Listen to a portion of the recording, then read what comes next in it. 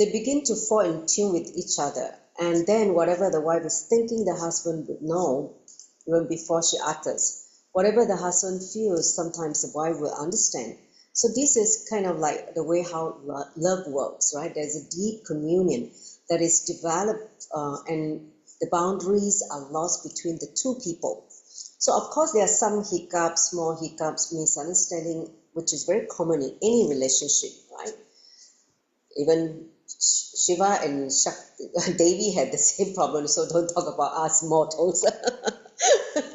So there is a bottom line to it, but this is what love is, right? So, but between the master and the disciple, the connection is even stronger, and it's much deeper than the relationship between a husband and wife or a mother and child.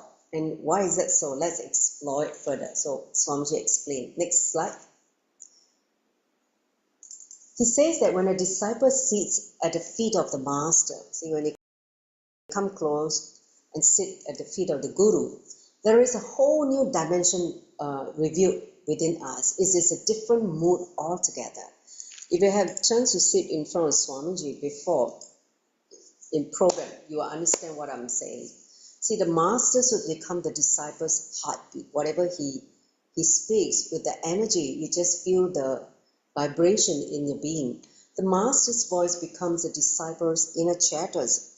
And you will see that every day, in your day-to-day of existing, there is an undercurrent, if you understand it, undercurrent where Swamiji is in your inner chatter. Something that you were thinking, suddenly you remind you of Swamiji. Something that you remind you of Swamiji's teaching or Swamiji's words. This is what I say, his voice becomes your inner chatter, disciple's inner chatter. This is why I say this relation is deepest of all relationship. It is from a different realm altogether. I mean, see, when it comes to husband and wife and mother and child, you don't have this kind of inner chatters filled with them, right? But here in guru-disciple relationship, this is what is happening.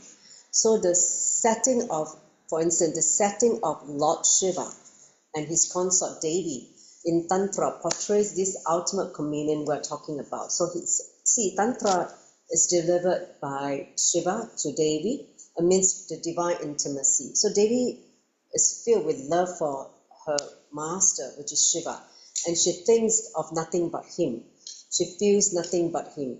Literally speaking, she radiates nothing but his grace. This is what happens when the disciple's love reaches its very peak.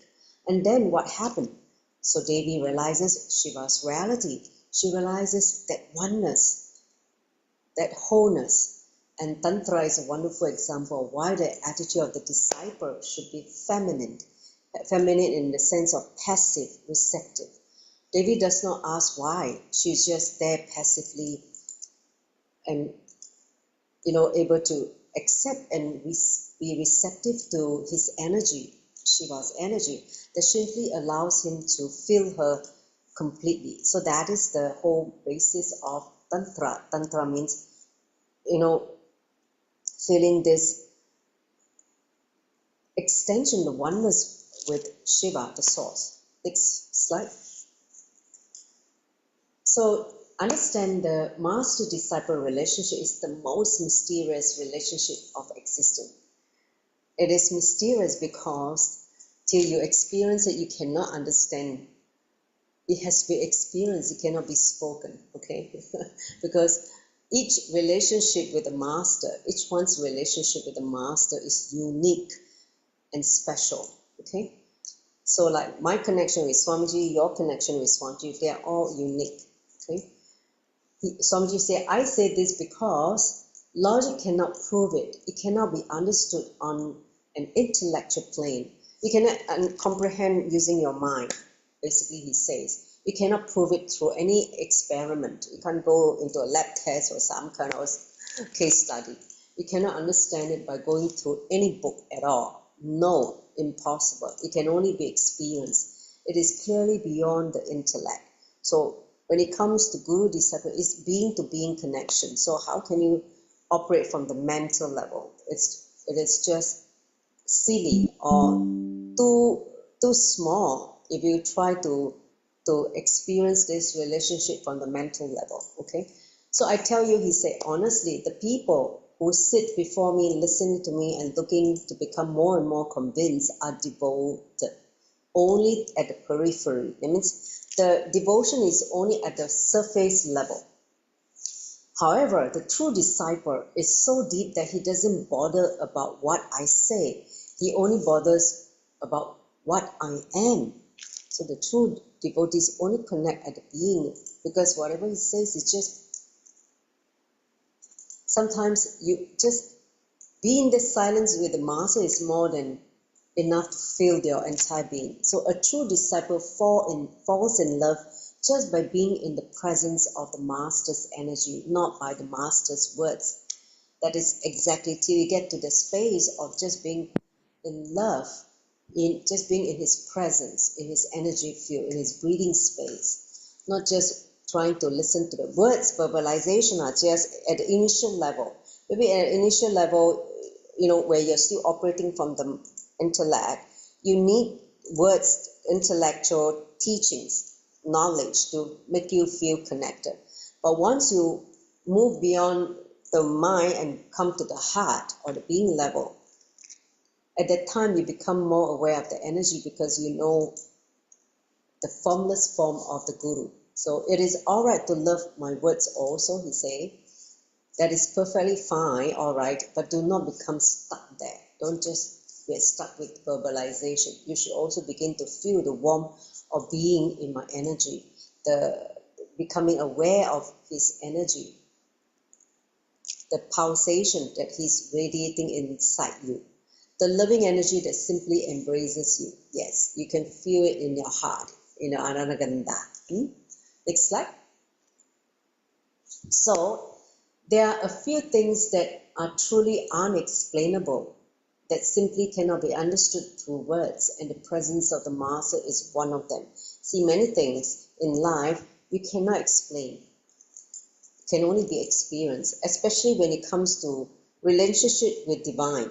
You can't explain, it can only be experienced. Same way, because Guru and Brahman are one and the same, Paramashivam are one and the same. So naturally, the presence of the master cannot be explained. It simply cannot be comprehended by why the master makes your heart pour at the mere sight of him. See, there are many people who have just met Swamiji for the first time, and just by the look of him and the being just open up, and they couldn't stop crying. The heart just cannot comprehend what is going on with just by mere sight of him. It cannot be understood why you envy the ground beneath his 2 feet, that why you are behaving in certain way in front of the Guru or the master. That cannot be explained. Many people, especially the intellect, they are so shocked because in the presence of master, he just took over, his energy overtakes you, and then the being just pour out of the feeling connection. So many times people cannot understand. It's like, why am I feeling, why am I so emotional in front of seeing the master? Yeah. That is why it's a being to being connection. So all that you need to do is stop analyzing. He says, stop analyzing. Why like this? Us. Many people, they're habituated to analyze because it's the way how society conditioned us or taught us to analyze till death everything that we see in life. But in this case, for a guru-disciple relationship, this is one area that you cannot analyze, because it's beyond the mind. Simply put the mind to rest. All you need to do is take the mind away and allow what has to happen. Let it happen. Let it flow. Let your being flow. This is exactly what being a disciple means. Just be completely open to the master, and is allowing his energy to fill every cell of the body. Allow him to work on you. That is what is needed when you are in front of the master. Okay, so that is the way how when you're in front of Swamiji, just be completely open and allow him to work on you rather than fighting or resisting or running away. Okay, next slide. Next slide is a small story that Swamiji loved to tell Zen master story. So this is a Zen master story. He said there was once an old Zen master whose health was failing. He's going to die. Okay? Every day he became weaker and weaker, as you can see. It came to the point where he was unable to come out of his room. He's bedridden. Okay? And so the day came when he told his very close disciple that his time was coming to an end. That means he's about to leave the body. So the disciple, not able to handle the news, fell to the ground and started weeping, crying that his guru is leaving him. Okay. So 2 days passed on and arrangements were made for the master's death ceremony. Okay. During the master's last minutes, he was about to exhale his last breath. All the monks of the monastery were informed of the news, and they was all summoned to the master's cottage. That means all the monks and the disciples gather around the deathbed of the Zen master. Okay, so all of them, despite being with the master for many years, for a long time, they wiped profusely. They were crying, all of them. Okay, all except one who is sitting at the very back, with his eyes closed in silence. He was just in deep communion, in silence, meditating. Okay? So this monk was sitting silently, had hardly felt the need to be near the masters all those years. Now too, he never really had to come near him. He simply enjoyed the master through his closed eyes. Okay? So here comes the twist. Next slide. So finally, the master heaved his last breath, exhale, and left the body. So what happened? The whole monastery was devastated. All the monks and disciples all fell into like deep, we call that, they all went crying. And except this one monk who was sitting at the back. And all the senior monks felt this to be very strange. How come this young monk never expressed any grieving? There's no grieving for the departure of the master. So he assumed that he did not have any love for the master. So they thought maybe this guy was always, stay away from master, never really feel connected with master. So even when the master left the body, he never feel anything. So word soon spread around and people began to notice the monk's strange behavior. So one day, the monk was sitting in the meditation with an extraordinary smile on his face when one of the senior monks approached him. "Why are you not showing any grief about our master's passing away?" So the senior monks questioned the young monk. "Do you understand that master is gone and he will never come back?" So he was like reprimanding this young monk. Okay. The monk simply opened his eyes and said, "What are you talking about? Where did he go? I just saw him."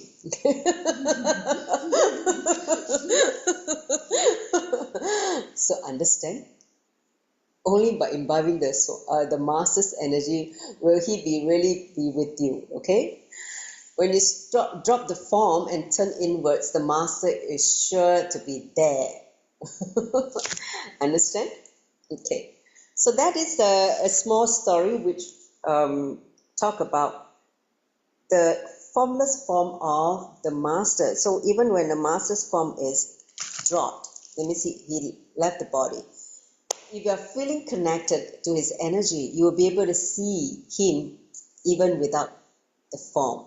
Okay, that means you can even feel him when he's not in the form. So, which means this young monk has already gone past being stuck with the form. He has gone to the formless because he was able to get into the energy field, connecting at the master's energy. So that is a beautiful Zen master story. So when you reach that state, even when Swamiji is not physically with you, you'll be able to feel him everywhere. Next slide. So here's the first question from the seeker. Okay, so this is, like I say, in this chapter, there are 7 seekers asking some questions. So let's dive into some of those fascinating questions. And you may be able to relate with the question because maybe same issues they are facing. Okay, so a brahmacharini, that means a married young spiritual experience who undertakes certain austerity. Okay, that means it's just like a balasa nowadays. They are called brahmacharini.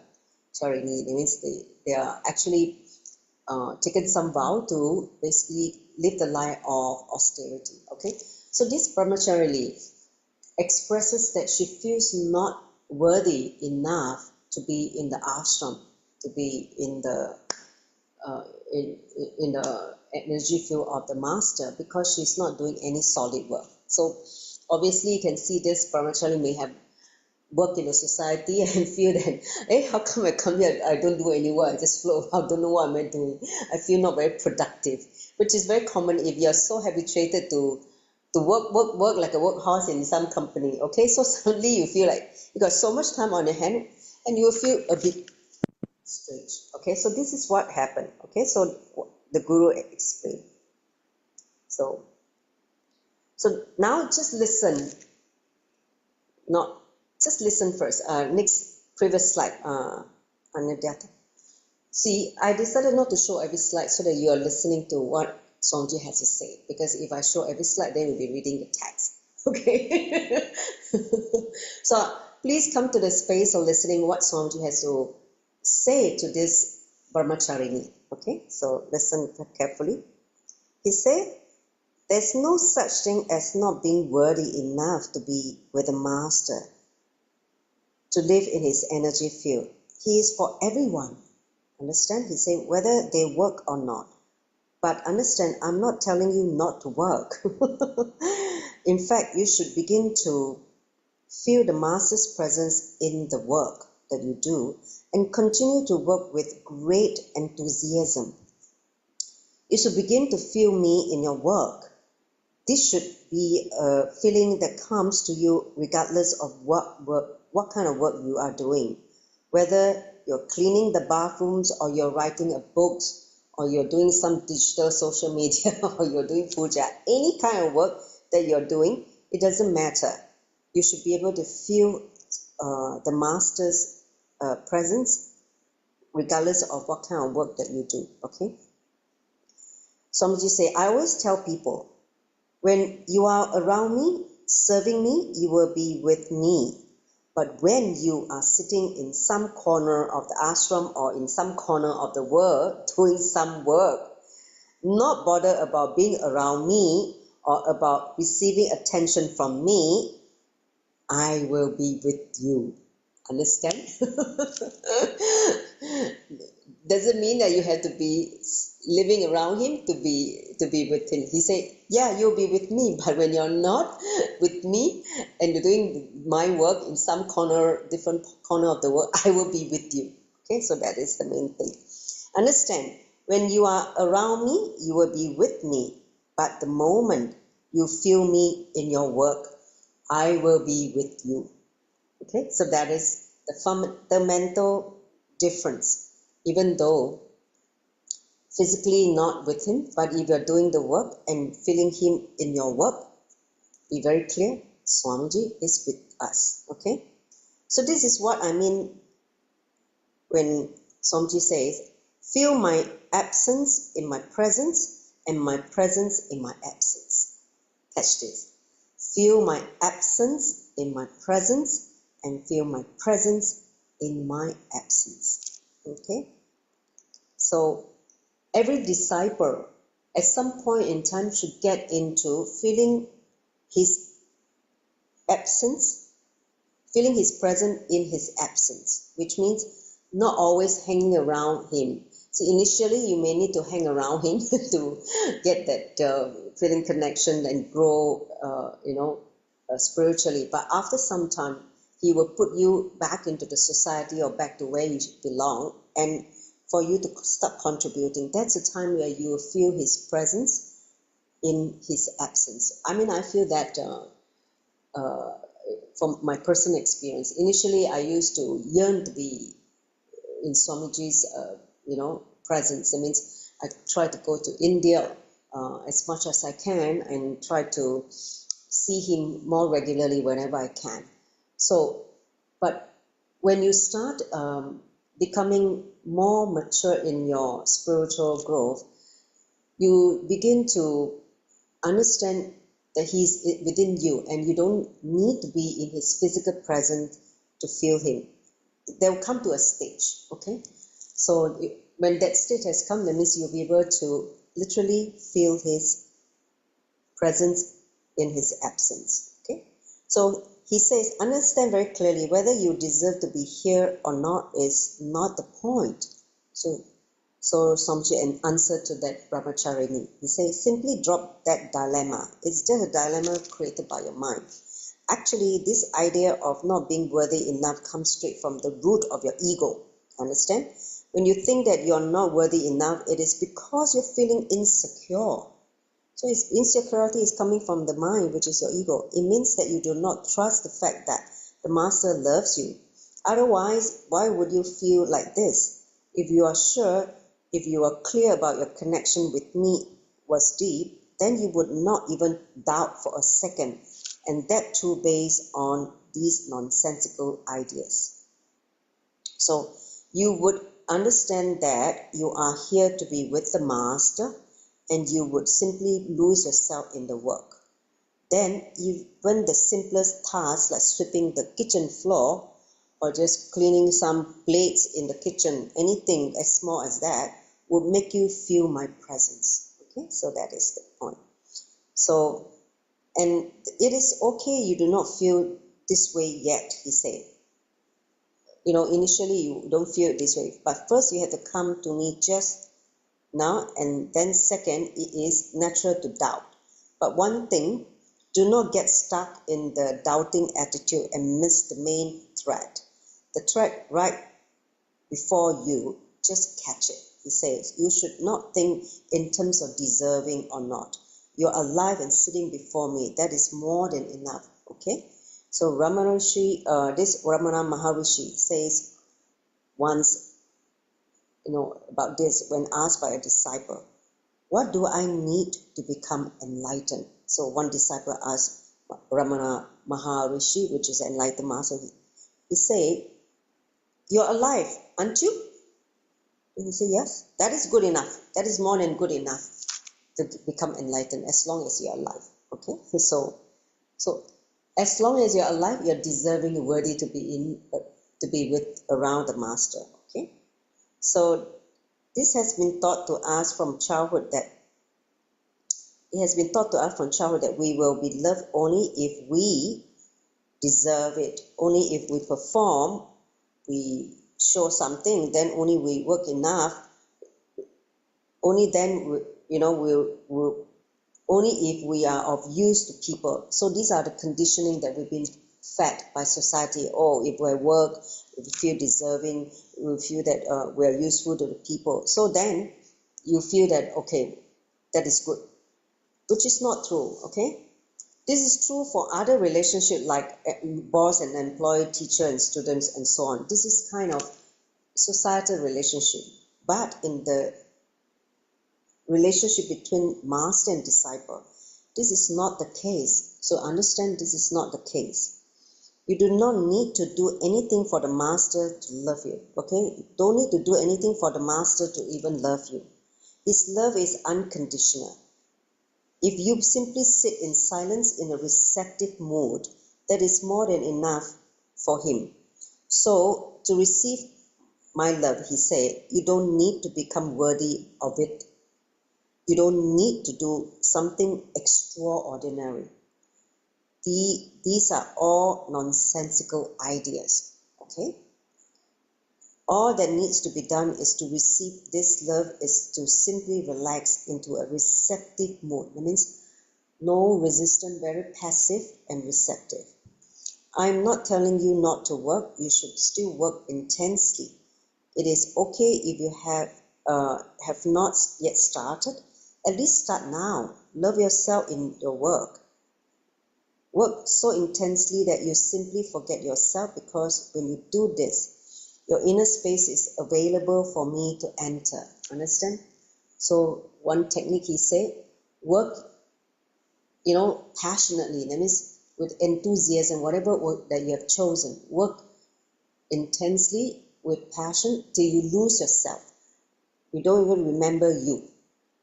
In that space, not having the ego of who you are, then the master can enter.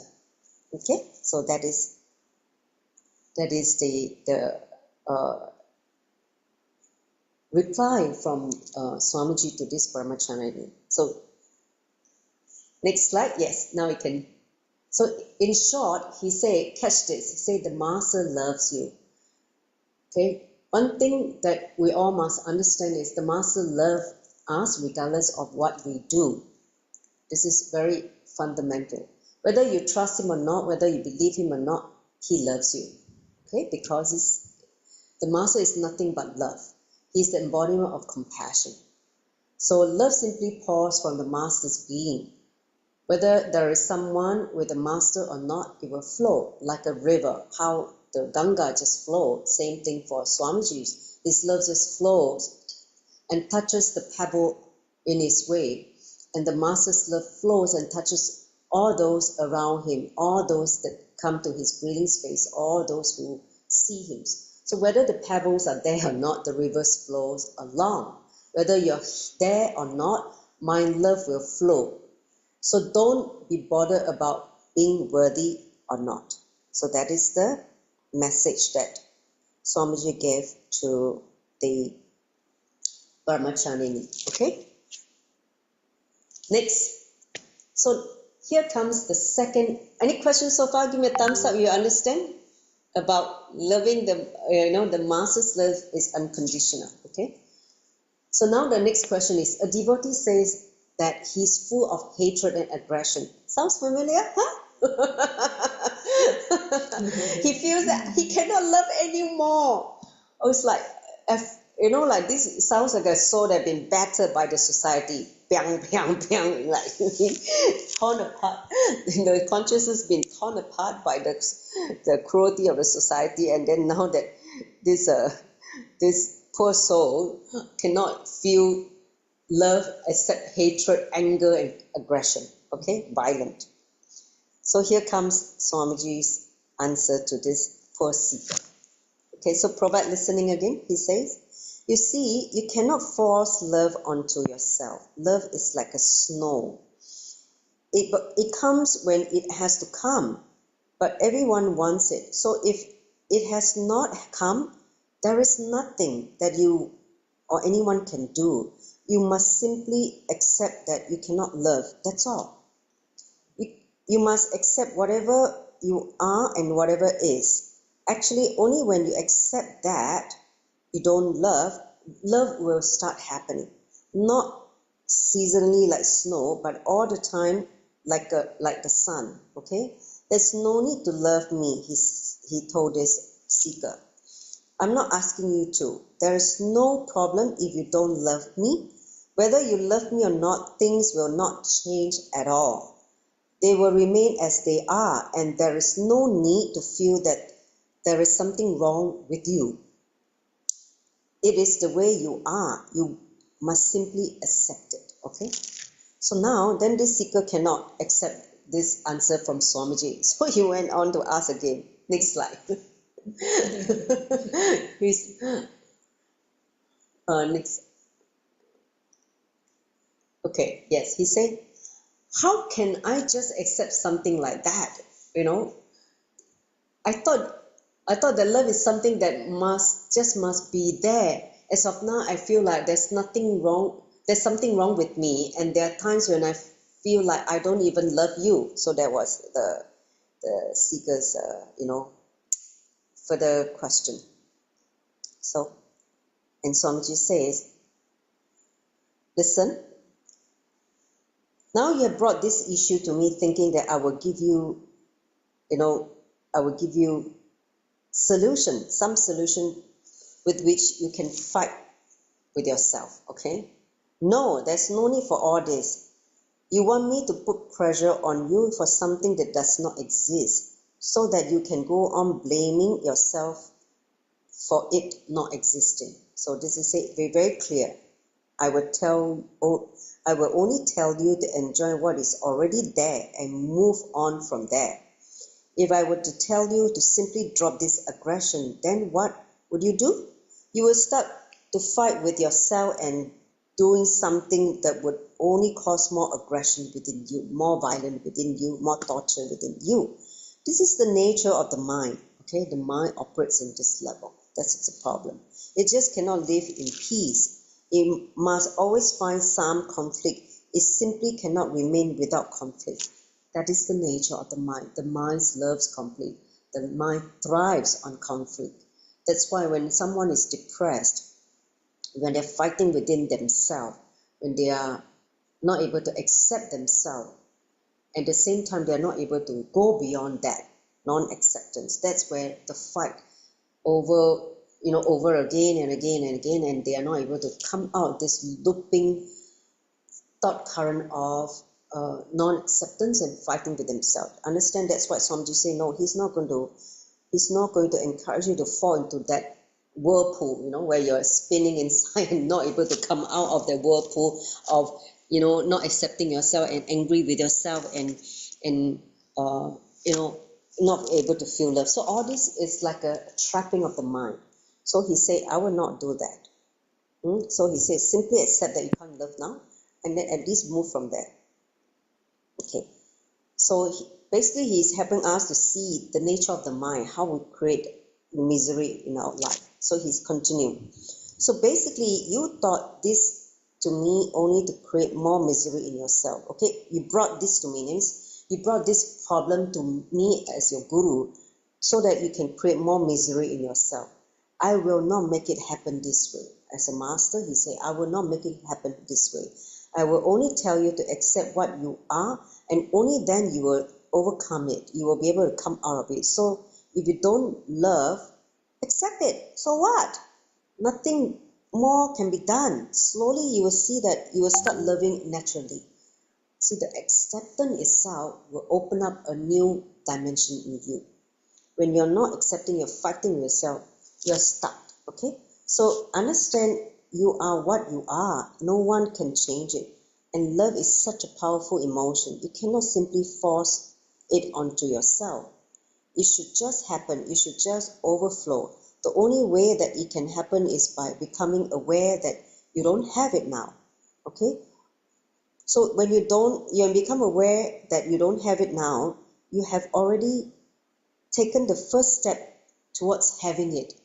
It's like awareness of, I don't have it now, but I want it. So let me just find out how to move towards that, how to open that dimension in you, rather than not knowing and resisting and fighting within yourself and getting stuck. Do you understand? So that's why he said acceptance is first step to move towards that.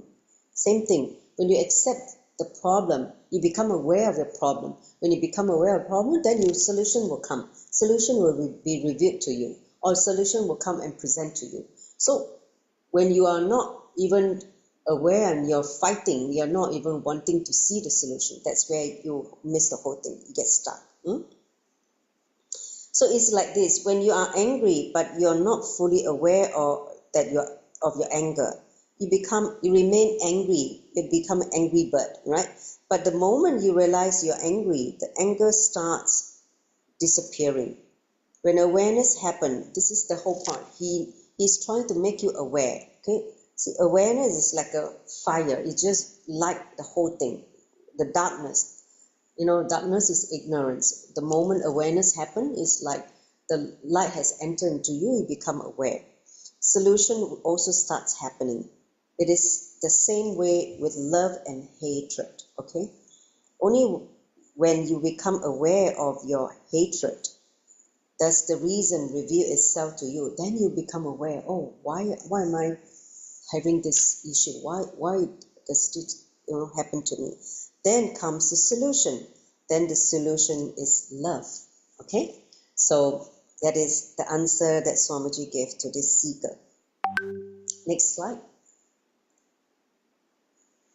He said one more thing. It will not be possible for you to remain open, receptive all the time. So be very clear. Sometimes you'll be open to receive what Swamiji says. Sometimes you're not open. You're closed to everything that he tells you. And other times you'll be open and become very vulnerable, so receptive, ready to take in whatever he imparted. So, but sometimes you'll be like, no, I don't want. You know, that the mind will fight with the master. Sometimes you feel very close to me, he said, Swamiji said. Sometimes you feel very close to me. You will feel as if you can open everything to me. Then the very next day you will feel that you don't have trust and you try to move away from me. So this is the game that we play, the mind that we play with the Guru, okay? So one day we'll be very close, one day we'll be like this. So you will go on until you drop the mind. This is the fun of Guru-disciple relationship. So this will confuse you. You will not understand what you're feeling. It is only when you understand that all this is simply the nonsense of your mind. Your mind is full of nonsense, okay? Will you be able to play along with the mind and finally let go of it and go beyond it, okay? So this is what he's trying to make us see, how this mind interfere with this guru-disciple relationship, okay? Okay, next question from the next seeker. So the question from third seeker is, a disciple approaches Swamiji and says that he feels unloved, still in the same topic of love. Sometimes you speak to me and the other time you don't. Like he feels like I get attention, sometimes I don't get your attention. I feel like I don't understand what you're trying to do. Are you working on me? See, in the ashram is very common. Sometimes Swamiji will shower attention to some ashramite or his disciple. Sometimes he would totally ignore some of the disciples. He would just ignore them. Or sometimes he would give a very hard time or hard lashing to some disciple just to train them. So he will play different leela with different disciples just to basically work on the individual, the being, the soul. Okay. So each one he will use a different different leela, different game or play that he will work on each disciple, because he knows where each being is stuck. Of course, for the enlightened master, he can see your being and your past and your future and your present, what the whole thing he will reveal to him, and he will know what you need for transformation. So so here Swamiji gives the answer to this disciple who is feeling not getting the attention and feeling disappointed sometimes when he doesn't shower the attention, So here his answers to this disciple. Listen, he says, as of now, you may love me, but your love is clouded with attention. Okay, that means you ask for attention from me, and jealousy towards others who are around me, which is very common. I see that in action. Okay, all sort of emotion comes with love, especially discount love, the love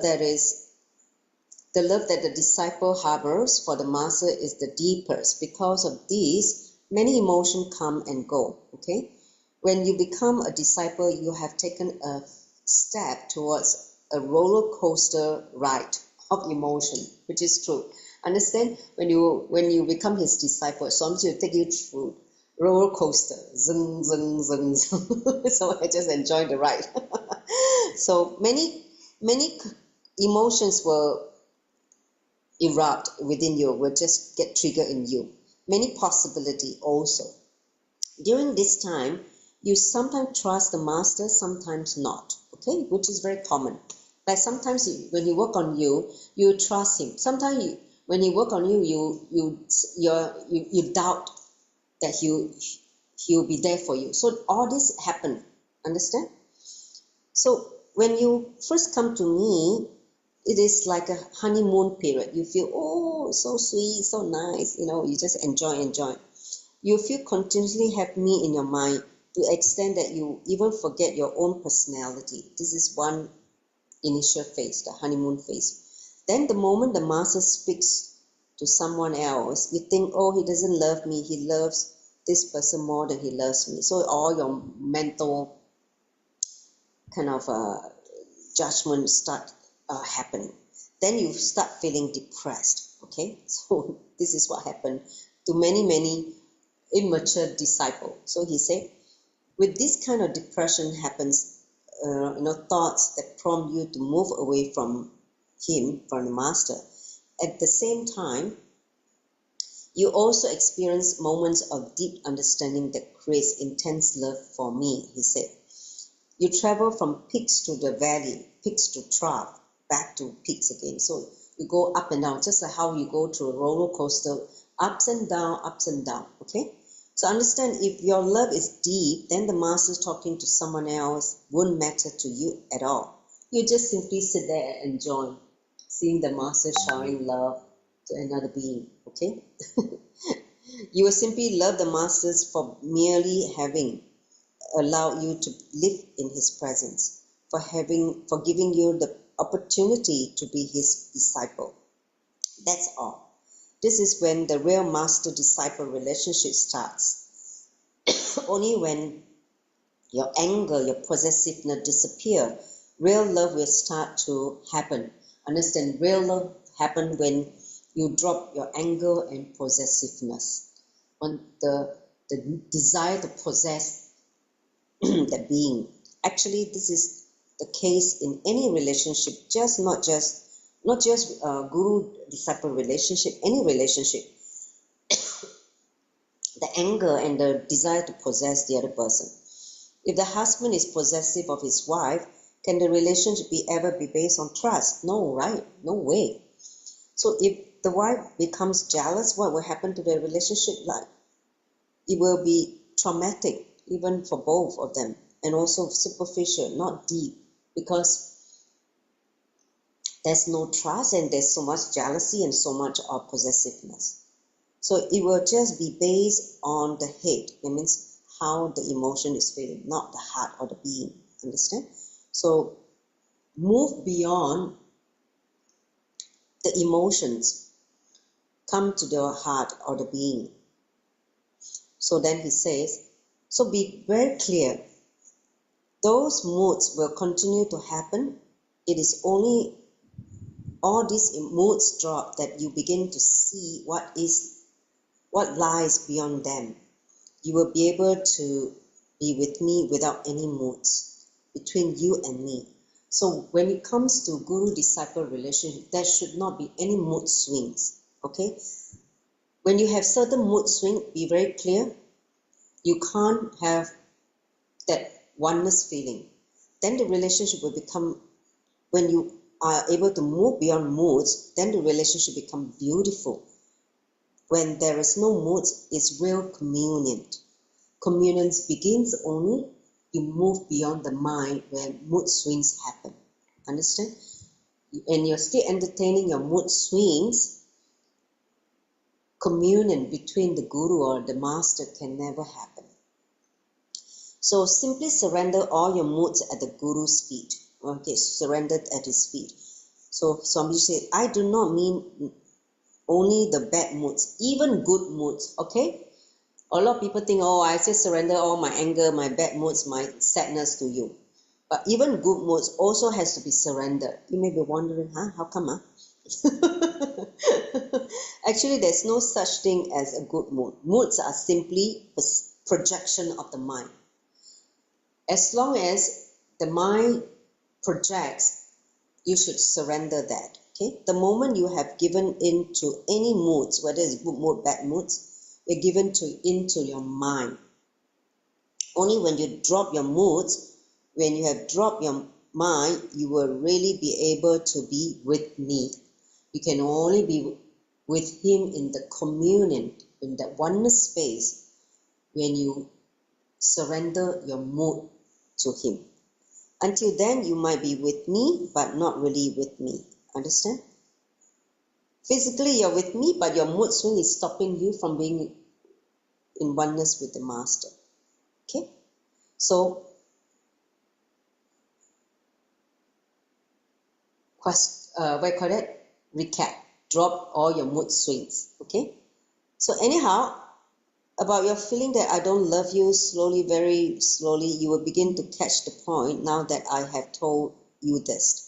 You have come through love, and then slowly your emotion changes, and then you begin to move towards hate, right? You hate. And then finally the awareness starts happening, and you will drop both love and hate. So whole thing is drop both and love and hate, and then there will be nothing between you and me. There will only be deep silence, only be silence, a deep, vibrant silence. No love or no hate, no one extreme to the other extreme, because the extreme are still coming from the mind. You will just be in that deep communion, the silence, which is the pure space of awareness. Okay, so that was the answer given by Swamiji to this seeker number 3. Next slide. It's the fourth question. The question from the fourth seeker. He said, he's a newcomer, this fella. He approaches Swamiji and she says, I don't know if he's the right master for her. Okay, she says she doesn't know whether if she's the right master for her. Yet she wants him to be her master, so you can see. So she has doubt that Swamiji is the master for her, but she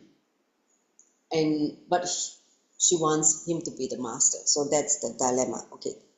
So let's see what Swamiji says.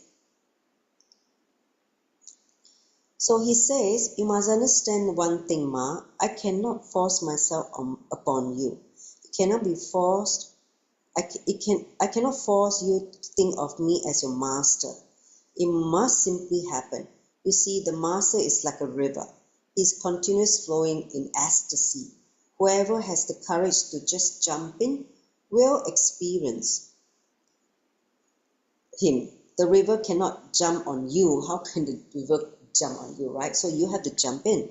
So you must take the first step to jump into the river. Be very clear on that. I'm continuously flowing. What might happen when you jump in? Even I don't know. Swamiji won't know. Decide whether you want to take the risk or not. Don't bother about whether I am your master or such thing. Nobody can make you feel it. You have to be able to feel the current of the river. You have to be able to feel the pull of the master. The decision is yours. Whether you want to jump in or stand by the shore and watch others jumping in is really up to you.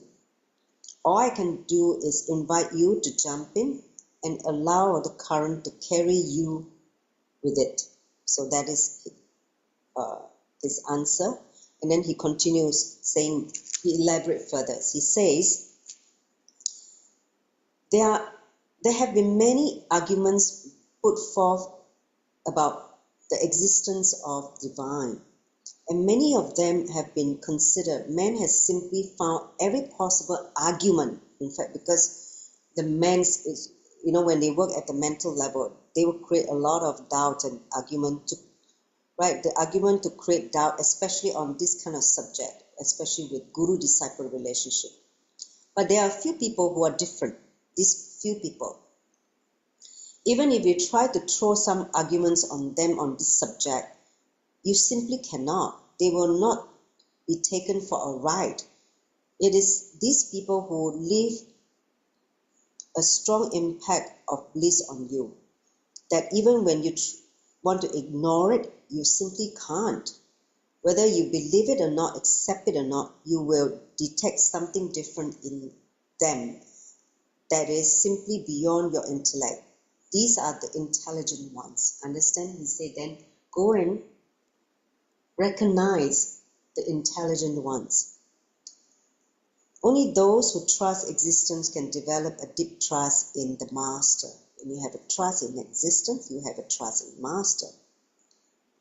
And this is the reason why the very emotion between the master and disciple is very different. It is such a deep communion. There is such deep trust that when the disciple is ready, the master's flame simply enters the disciple without any effort. So our job as a disciple is to prepare our space with deep trust for the flame to enter so that we become lit as well. Understand? Right now, we have our mind, we have our likes and dislikes, we have our judgment, we have our conditioning, what society taught us, your parenting, your parents' conditioning, all kinds of conditioning is leaving you, giving you his identity as body mind.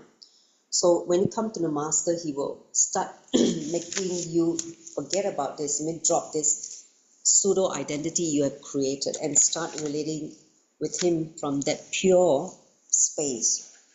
This is how, when you are able to come to that space of surrender with deep trust, that's where the alchemy has started. Okay? So he says that you must understand one thing: pleasure needs two people, one to give and one to take, right? When you to experience pleasure. Even happiness needs two persons, okay? But bliss does not need anything. Bliss does not have anything to do with the other person. It happens only aloneness. When one is completely centered in oneself, when you're centered in your consciousness, your being, you experience bliss.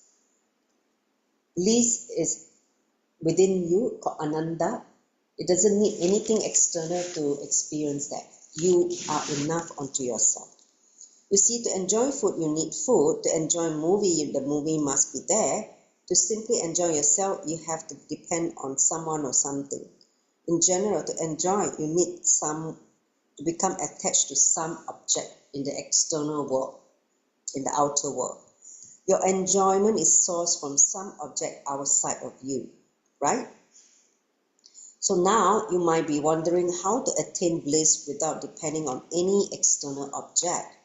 First thing, understand clearly, you alone are enough to experience bliss. Second, spend time with yourself and look in. There is a space within you that is the real you. It is your innermost space, your inner space, okay? Once you have discovered that space, you will realize how powerful and solid it is. Till then, continue to find that space. Till then, continue to do all your tapas, spiritual practice, to find that space. Understand? It is powerful because it doesn't need any support from outside. You can just be at peace within. Anything from outside cannot shake you.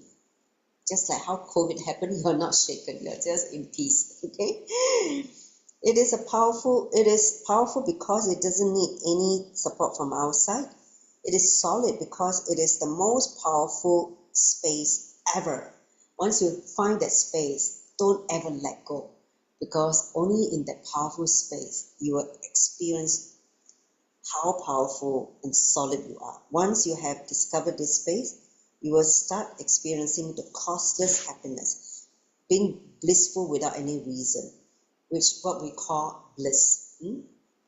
Bliss brings so much freedom with it, because it is your very nature that you are expressing, because it is produced from the core of your being, pure space within you. So that's why it can never be taken away. All right. So next slide.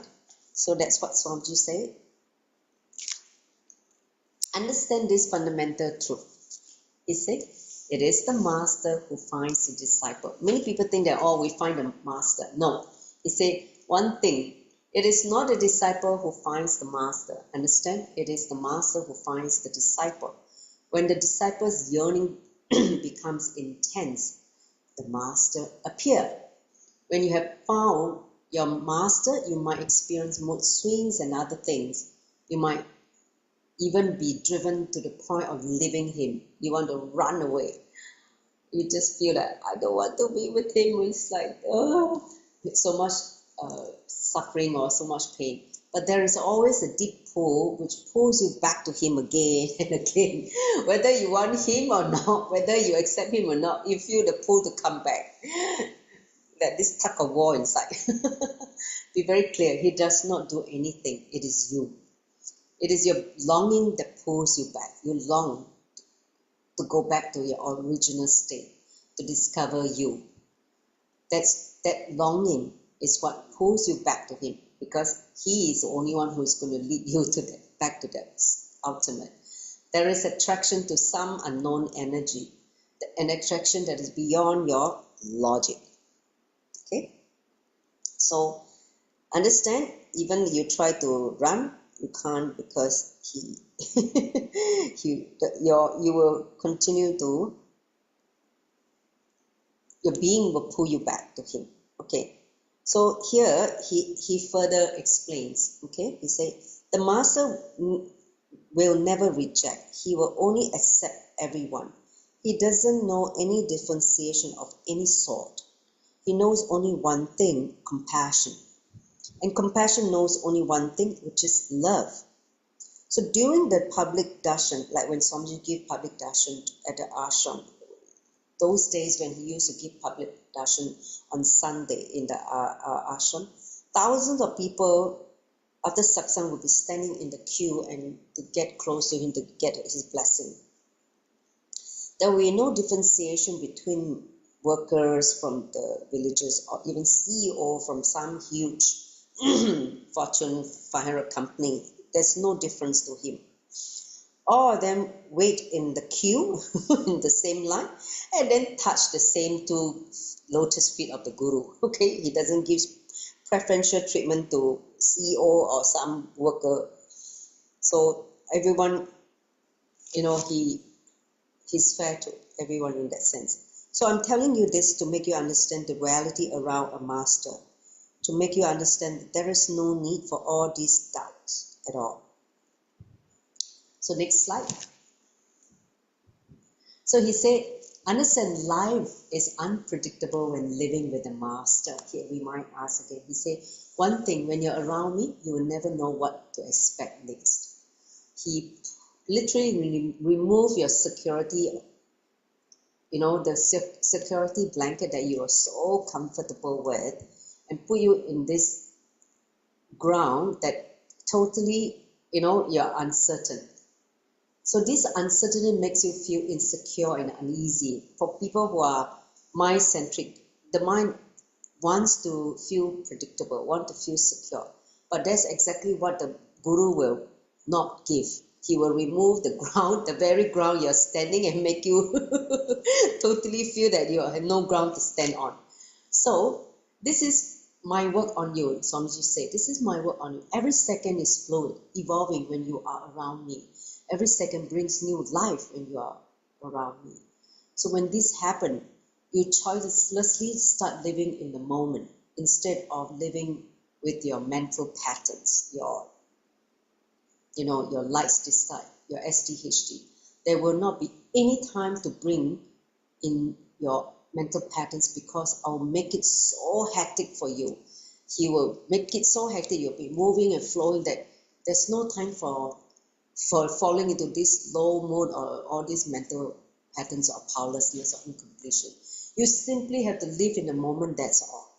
Understand, living with the master, living around the master is that intensity that makes you drop your mind. That's why you start living in the moment. We become very spontaneous, become in the now. Next slide. So, but the problem is our ego. The problem is that the ego in you thrives on mental patterns. It survives because it continuously refers to the old mental patterns and references, because the mind always go back to the past, what happened, remember the past. So when you are forced to live in the moment, it starts feeling powerless because you feel insecure. There starts the problem. But there is my work on you. That's where he starts the real work, the surgery of your tumor, which is the ego. My work is to make you lose your solid identity with your mental patterns, and therefore your identity of your very built-up personality. So when you build your personality, your identity, this is based on your past and your mental setup and your pattern, your SDH, your incompletion. And the Guru's work is to make you drop all this. Okay, so I always insist that people sit and stay in the ashram for a few weeks. That's why he make us go attend program with him 21 days. Our ashram was like spiritual laboratory. It means it's like a laboratory to work on different beings. So much of chaos is created. Chaos that is energy, chaos that forces you to be in the moment. Chaos that breaks all your social conditioning, your mental patterns, your incompletion. In this chaos, you are made to work.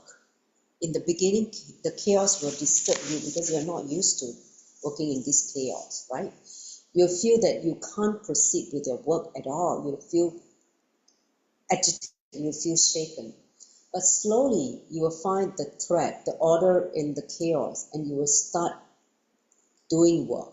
Then you will enjoy the chaos and the work at the same time. You'll be in every moment intensely, and you begin to forget yourself, which is your ego, the small I. Understand? So Swamiji continued to answer this person. He says, ask some of my ashramites about life in the ashram. You'll be shocked actually. They will sleep very hardly for 2 hours sometimes, and they feel so energetic to do the work. This is because they are so much in the moment, they are in the present. Fatigue happens only when the mind moves away from the moment into the past and future. Understand, when you feel this chronic fatigue, it is only when the mind is moving back and forth from past to future, which is fear and greed. Understand? So understand, whenever you feel tired, fatigue, your mind has entered. Energy is sapped when this happens. The energy gets sapped away. So when you are in the moment, the very moment becomes energizing for you. When this happens, it is the work that rejuvenates you, not the sleep. The rejuvenation comes when you're doing the work in the present, not when you sleep. Okay? So if you ask our ashramite, that means people who live live with the master, they will tell you how beautifully it works for them. At first, each one of them resisted this concept. They will fight helplessly with themselves. But once they caught the thread of what is happening, they simply fall into the space which I've created for them. Understand? So Swamiji created this space for all of us to drop this, this mental setup. I think some of you who have worked through the Paramashivam Ganas project a few years ago, I think in 2020, when the start of the COVID happened, when the lockdown was happening globally, Swamiji started this whole Paramashivam Gana project. So literally he was making us work. And many of us have, especially in this part, hardly any sleep. Sometimes we don't sleep because the meeting was happening in the middle of the night. And then we only can get some sleep in the daytime. So the whole routine was topsy-turvy, right? It's just all disrupted. But I can tell you during that time, I don't know how I lived through, and many of us were gone through. It's like we literally, somehow, we were doing the work. You feel so energizing. And I can tell you those periods, one of my most intense period where the expansion was so much when Swamiji was working on us at different level. I mean, the kind of training, the tenacity, the ability to withstand high level of stress. I can say it came from that time of the training also. Like you just totally gone through like a alchemy or transformation, that your ability to handle late night, your ability to sleep very little, your ability to function even with very little sleep, your ability to handle the stress, it's like increased manifold. I can't even put a figure to it, but you just feel that you're a total different being. How many of you still remember the Ghana project? Huh? The Ghana's project is one of those like, oh my God. I think we'll never be able to forget. Okay, so he said, don't So don't close yourself to these ideas. Open up and be receptive. That is the whole beauty of the master-disciple relationship. You may feel vulnerable, but at the same time, when you move with trust, you will see miracles happening in your life. Many times the disciple is represented as a lotus, right? Lotus. When you start opening up to the master, you start blossoming like a lotus flower. Understand? So this fear that you may have is natural, but because this fear, be sure that you do not close yourself.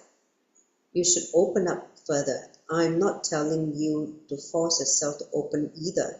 I'm saying don't resist the deep understanding that is trying to happen in you, that's all. The receptivity will happen on its own. Once it happens, do not close yourself again, he said. Okay? If you can understand this one thing, the rest will simply start happening. That's what he says. And then he said, just become a flower, like a lotus flower. Make your heart and your being available to the master. Nothing else more is needed. Actually, if you see from the very beginning, we are taught to close ourselves. Have you seen the way small kids whirl? You know, when kids whirl, they're spinning, they're dancing and whirling, okay?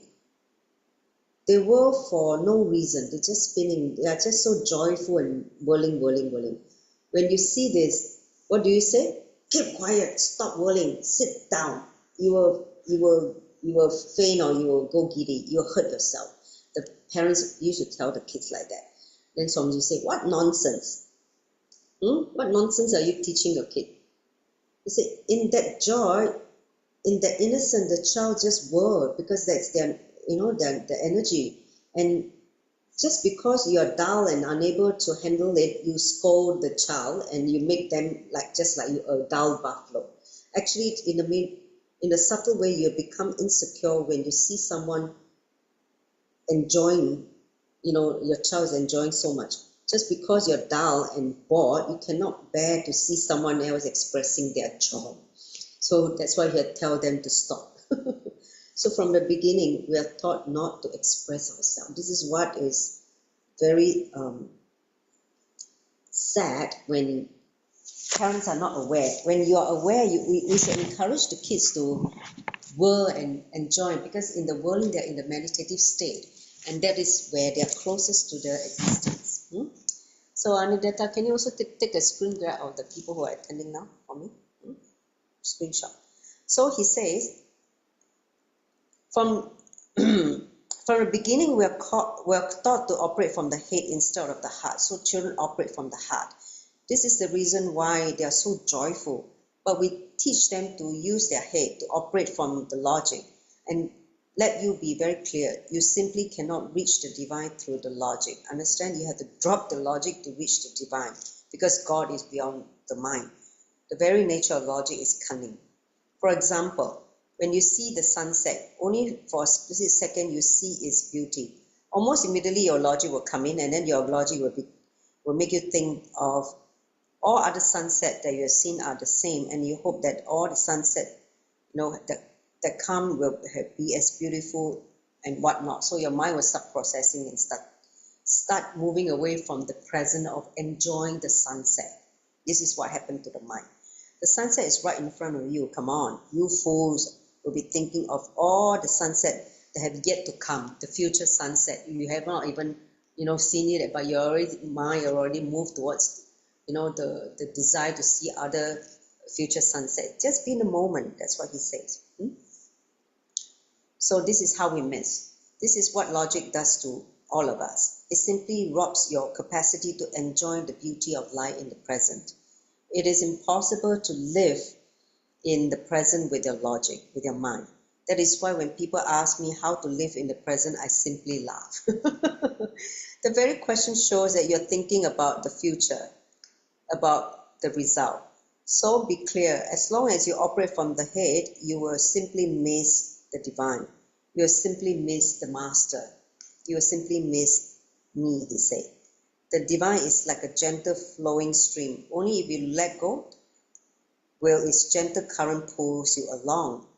These currents are gentle as well as rapid, but they are there to carry you with the river. The moment you let go, you will simply be swept away. So learn how to let go.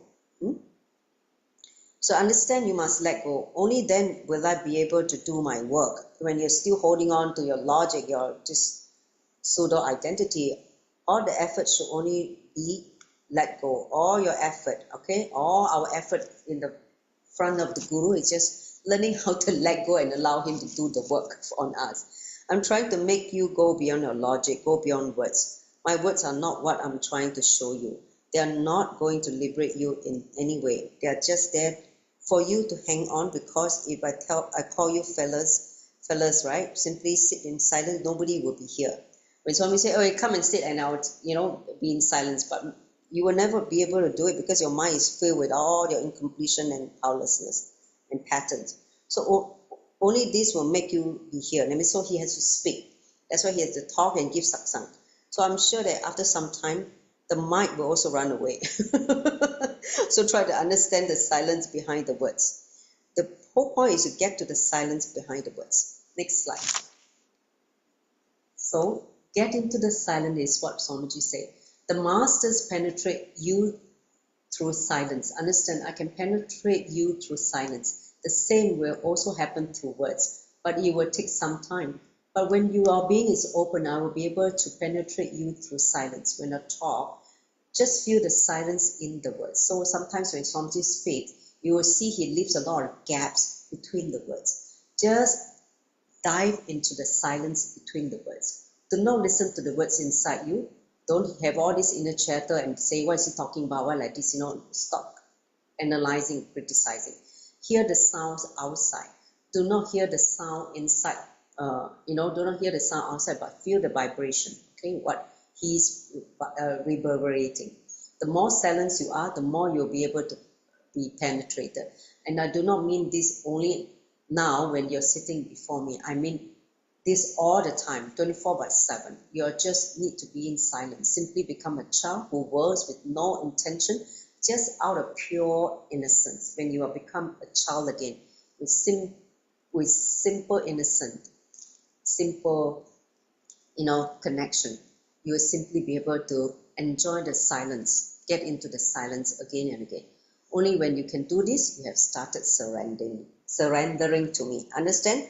Surrendering to the master is learning to go back to the silence, able to enjoy the silence. Next slide.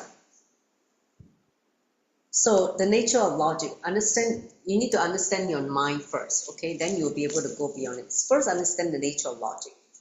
Logic always wants everything to be in order. The whole of life should be in order at some level. But the entire universe is not in order that the logic can understand, right? The universe is in wonderful chaos. But there is a certain order in that chaos that is its own. But you're trying to put your own order in the chaos. This cannot be done, understand? Another thing, logic wants everything to be fast, move quickly, impatient. This is the reason why the mind can never meditate. When you have the mind, be very clear, you can't meditate because you want fast, you want result. you want to move things quickly. You're not patient, you're not able to relax. So meditation cannot move quickly. It is very, very slow, but very powerful process. For instance, coffee can be instant, but meditation cannot be instant. There's no instant meditation. There may be instant coffee, but there will never be instant meditation. See, calculation of the mind continuously calculate, can never be applicable to the natural ways of the universe. The universe works in certain frequency, certain cosmic frequency, energy. When the mind tries to interfere with that, it cannot happen. Next slide.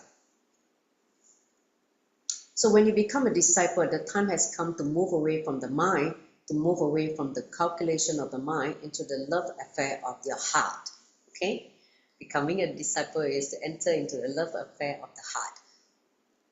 Only when you move into the space of the heart will you begin to function in totality. Right now, you're fragmented. You're operating from one level, you're responding at different levels. So until then, you'll function either in perfection or in striving for perfection. So once you understand the totality of life, you will no longer take part in the rat race. You will jump out of a rat race, and to tell you honestly, the thing that the rat race is, even when you win, you are still a rat. Why be a rat? So when you love deeply with deep trust, deep trust happens as well. So love deeply and deep trust will happen. Only when you trust, a deep waiting will happen in you. So see, love and trust are synonymous. Only when you're able to love deeply, you'll be able to have deep trust. Understand? A deep waiting will happen in you, a waiting to merge with your source, where your original source, a waiting to find the source from where you came from, a waiting to completely understand the mystery of the universe. So only when you enter back into the source, you'll be able to understand completely the whole mystery of the universe. A person who is able to wait forever may even get it now. They say, okay, I don't know when, I'm ready to wait forever. Ding, enlightenment happen. But when a person wants it now, may not have to wait forever. So actually, your inability to wait, your impatience, is the real hindrance from your enlightenment. It is only deep waiting, the patience to wait, will bring you the ultimate. Okay, the ultimate happens only when you have this deep ability to wait. Okay, so this is the next question from the seeker number 5. A senior brahmacharini tells Swamiji that he wants to run away from the ashram earlier, but there's always something pulling him back. Okay, so here's Swamiji's reply. He says, Swamiji laughed before he replies. He said, when you start falling in love with the master, the trouble starts. Love makes you vulnerable. Understand? A lot of people don't dare to open up to love because they don't want to feel vulnerable. They want to protect the vulnerability. They don't want to be hurt again. So when love happens, your conditioning that has been covering you all the while suddenly start dropping the covering, the conditioning. When that happened, when this happened, fear start rising in you. Deep fear, will I be hurt again? The fear arises because of the disappearing conditioning. The ego suddenly start losing its grip over you. Your so-called societal personality and everything else that you have known to be you starts to change. So naturally you feel fear. So you try to move away. You try to run away from the master. But even if you try to move away, you'll find it impossible because of the pull. The pull will come back again. Okay. Because the pull towards the master is so intense, the energy binding you is so intense that even when you try to move away, you'll find an inexplicable pull to come back. It is because this pull is neither from the mind or from your heart.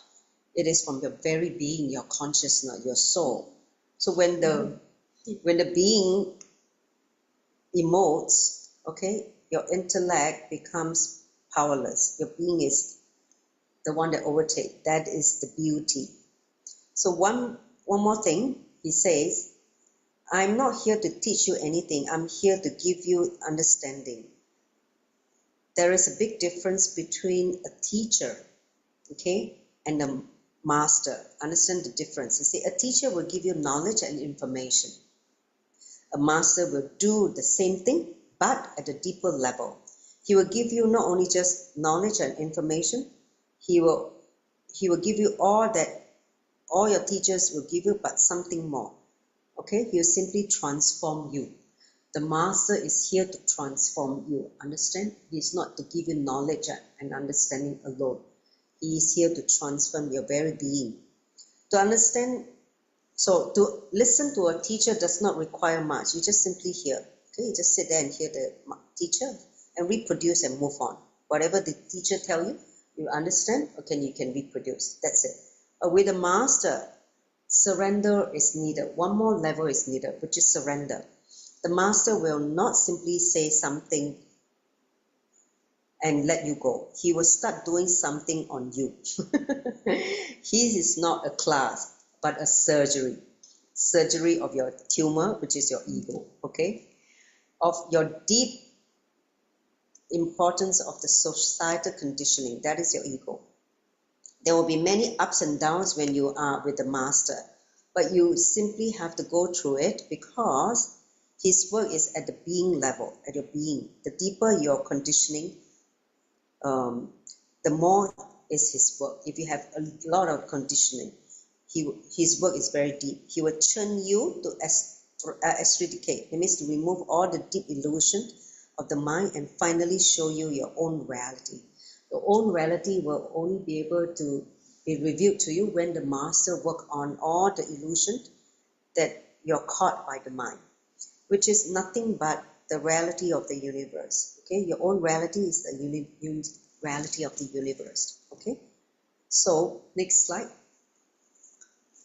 Fundamentally, the master is here to transform you. He's not here to make your life difficult. You should understand one thing very clearly.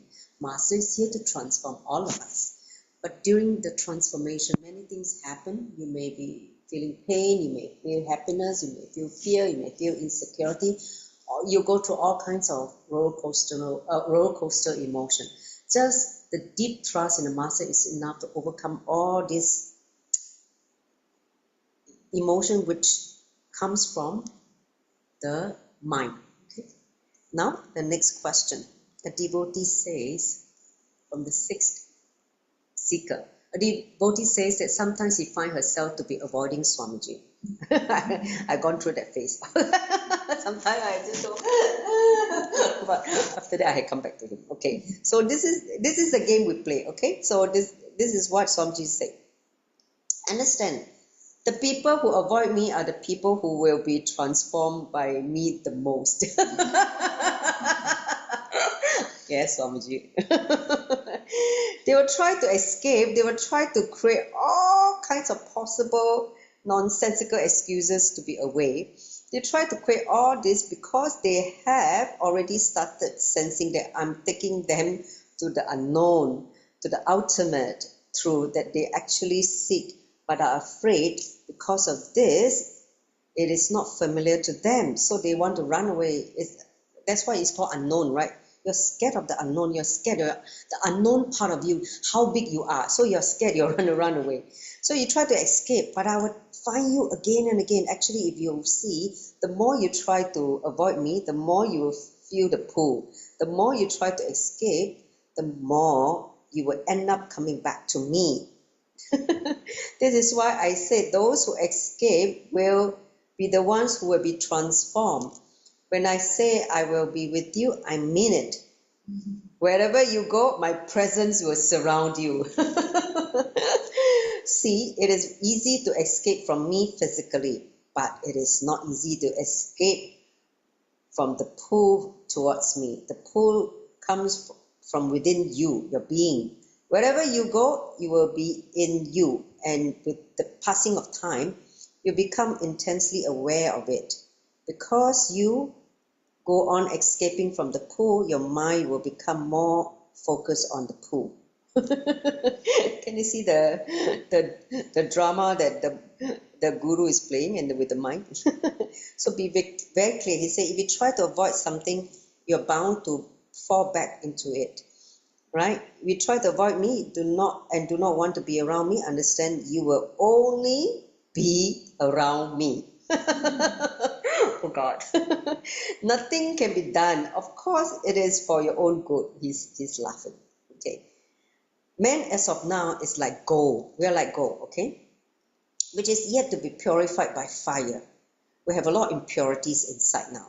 The master is the fire. He will purify you, and once he does that, he puts you directly into the ultimate experience, the experience of the ultimate. You need to be purified before you can experience the ultimate. Your feeling of the deep void, of the incompleteness, that means feeling, not fulfilled, of an unfathomable gap between you and the big you is nothing but the need to be purified, the deep yearning to be free from all the conditioning and realize the great truth. Unless you become one with the truth, you will not feel centered within yourself. And this is what causes the mysterious restlessness in your being. Why you're restless, constantly saying, what's next, what's next, what's next, so restless. Whatever you may achieve in the outer world, whatever you may have achieved in the outer world, but you cannot feel settled. You cannot feel at peace with yourself until you discover your own ultimate reality. So it is like the gold that has been buried in the mud. Because it has been buried in the mud, it forgets that it is gold. It thinks that it's just a piece of earth. So it thinks that it's mud also. So gold can never be mud. It can only be under the delusion that is the mud, right? It is under the delusion that it is mud. So it is exactly what happens within you as well. You have been covered by layers and layers of societal conditioning for so long that you forget yourself, that you are Paramashiva. You forget that you are your real nature. But be very clear, no matter how long you have been covered, it means how many layers you have been covered, how thick is the mud, your essence will always be intact. Your essence will still be there. The God particle is there. It will not go away. It is the same that gold remains gold in the mud. Your essence, your being still remains the same. So all of you have your own opinions and knowledge which you have acquired from the society. But to set foot on the path to find yourself, you must first drop all these things, because they are the things that bind your mind, make your mind thrive. Actually, to tell you honestly, to put you onto the path, I cannot give you anything, because all that you need is already inside you, okay, already within you. The gold just has to be dug out, that's all. Nothing can be added to the gold itself. It just needs to be dug out.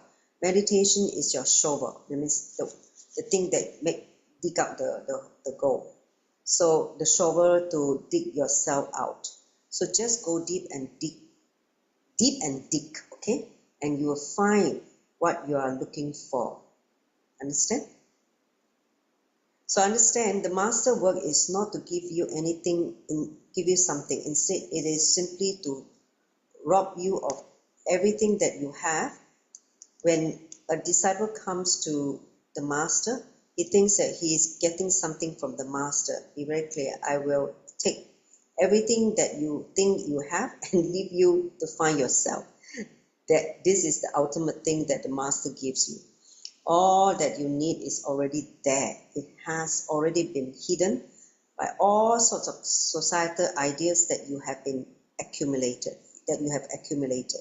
So the problem is, over time, you start to feel comfortable with these societal ideas, conditioning.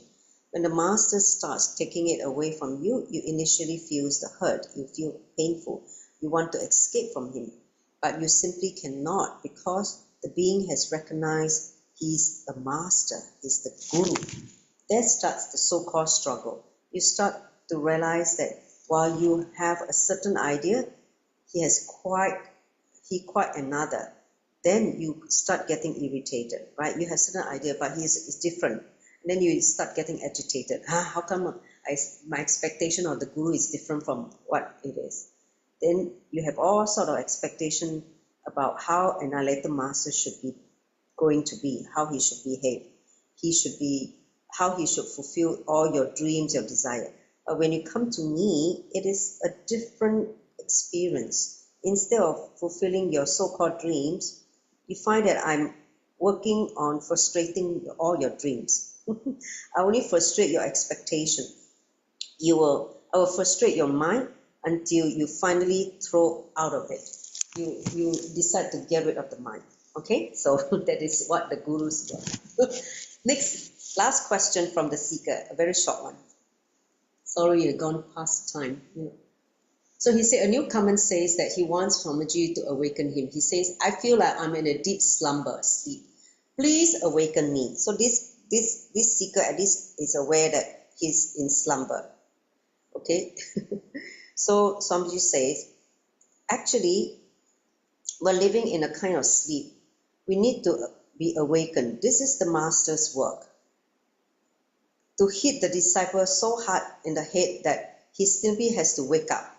All these meditation that I give, and give you are nothing but different sticks to slam you on your head to awaken you.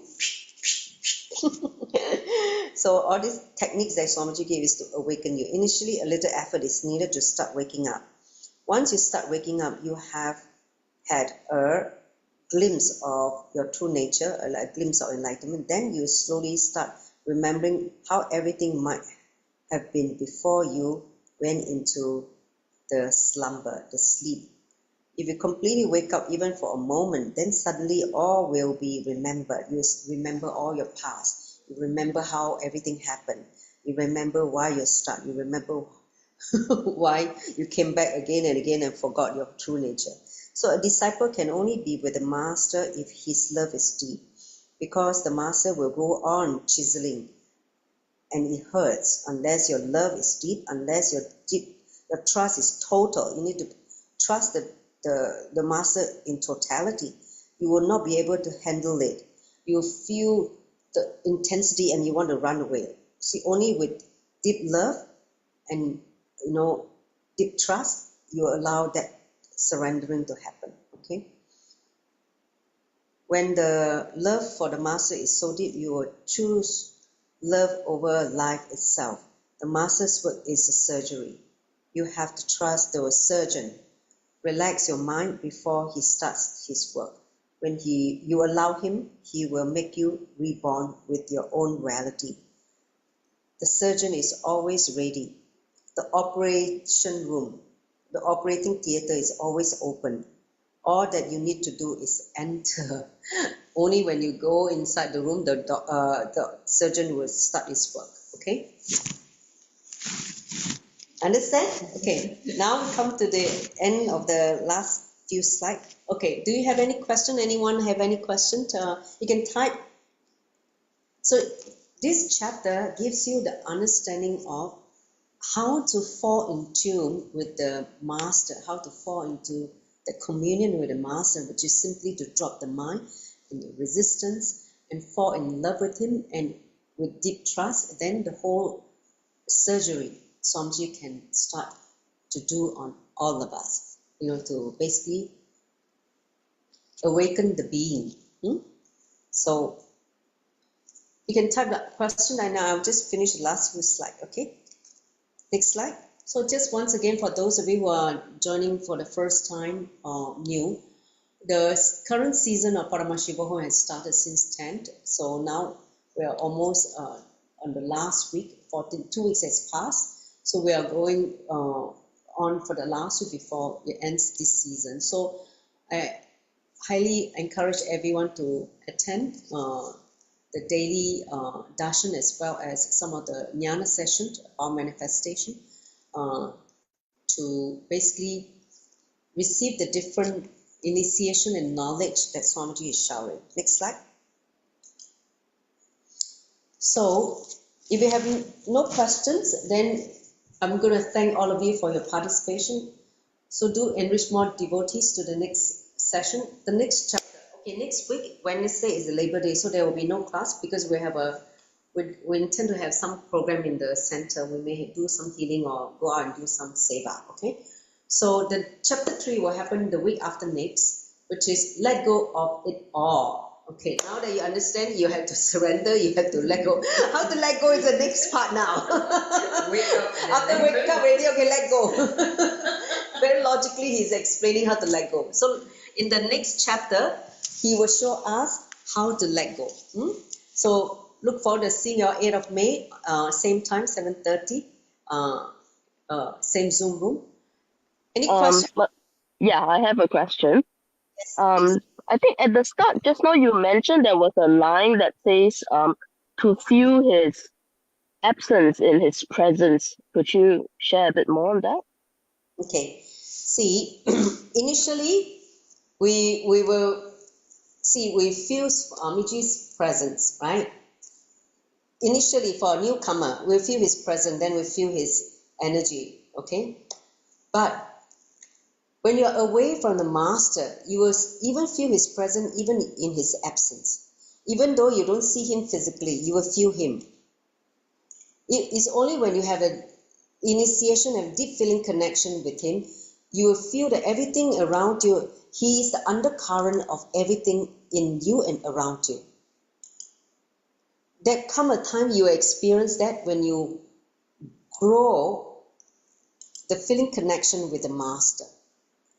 Okay, maybe for initially, like for a newcomer like yourself, you may not fully grasp that. But what I want to explain is that he is not just this physical form, 6 foot tall, master.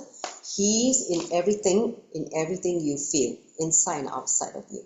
Okay, but to experience this level, the depth of this level, it takes a process for the disciple to grow spiritually and also become more sensitive. A lot of things need to be removed, like all the impurities needs to be cleansed. Then you start expanding and your energy become more aware, and you become intellectually become more aware and also sensitive, right? Because before it were all the societal conditioning, which are all the ignorance that we carry. So when you attend certain, let's say jnana sessions, certain truth given by the master or certain teaching by other master, you start to understand more and more about yourself and this whole universe, and how master operates. Then you start to reduce all this ignorance, or as well as the resistance for him to work on you. Got it? Yes. Thanks for sharing. But I think this one, what you mentioned is the presence in his absence, right? So this was what you were explaining. But pardon me, but I think there was the first part that says the absence in his presence. Yes. See, the absence in his presence. Understand? Even though you see he's there, he's not there. What does that mean? When you see Swami there, you think that he's there, he's not there. Mind blown. Yeah, because this has to be experienced. I cannot explain to you. Okay, this has to be experienced. Okay. Any other question? Okay, no other questions. So I hope on the data you got some clue, some clicks for you, because some of the issues that you're encountering are found in today's session. Whatever that you're resisting, whatever you're going through, the mood swings and all that. See, when you have mood swing, you can never be in communion with the master. Okay, so drop the mood swing and complete with all that. Get back to the space of silence, the innocence silence, the pure receptivity and passiveness in you. Being passive and receptive, and then you will once again hear him and experience him. Okay, so with that, I thank you all for joining today's session. I'd like to conclude now. So let's join the palms together in let's chant the Puna mantra.